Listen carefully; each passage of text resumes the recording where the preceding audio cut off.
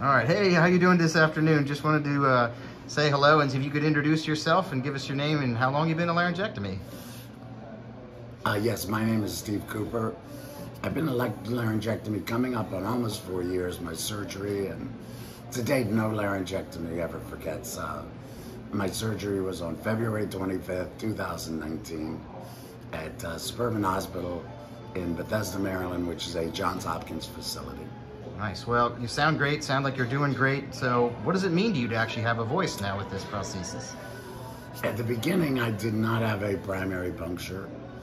And the first several months, 6 months or so, were really, really challenging without being able to speak.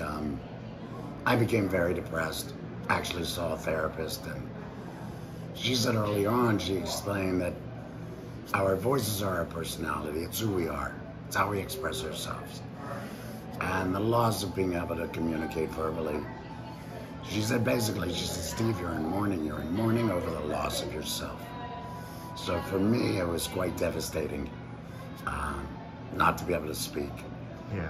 Well, that sounds like quite a turnaround. And again, you sound great. So what type of voice prosthesis are you currently using? I've used several voice prostheses in the past.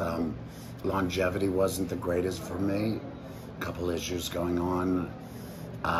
So we switched to the Provox Active Valve.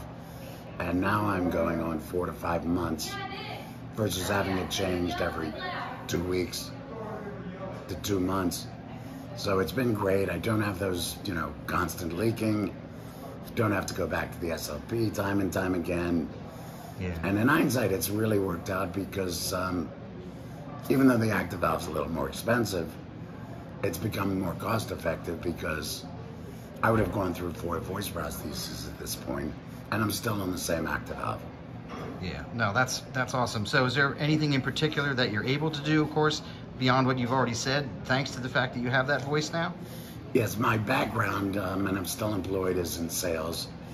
And right prior to the surgery, just prior to the surgery, I was worried that my career was over. I'd never be able to work again, never be able to, talking on the phone, buying, selling. It's what I did. And I thought I was finished. I thought I would lose my home. I thought I would lose everything. Since I got my voice prosthesis, I basically picked up my life just like it was before. I can communicate, talk to people daily. It's been a real game changer. It's made a huge difference in my life, both with my business, emotionally, and socially. It's amazing. That's awesome, and that's what we want to hear, because so many times people are scared about getting a voice prosthesis and what that means, and the fact that you've been able to get back to pretty much exactly what you were doing before, socially and professionally, is pretty awesome. And so I'll save that and just say, how else maybe has Atos been able to help you out? I was fortunate and met our local Atos rep about 2 weeks before my surgery at a laryngectomy club meeting. I didn't understand how much involvement that they would offer and how much help they would offer. She came twice in the hospital to visit.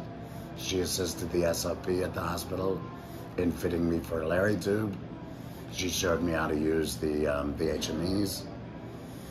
Since then, along with my family, my medical team, my friends, it's kind of corny, but Atos has been a critical part in my recovery, and I don't think I would have done as well as I have without their help. Well, that's awesome, and that's a great story, and we appreciate you sharing with us. Appreciate that. Thanks. Thank you, and Doug, you owe me.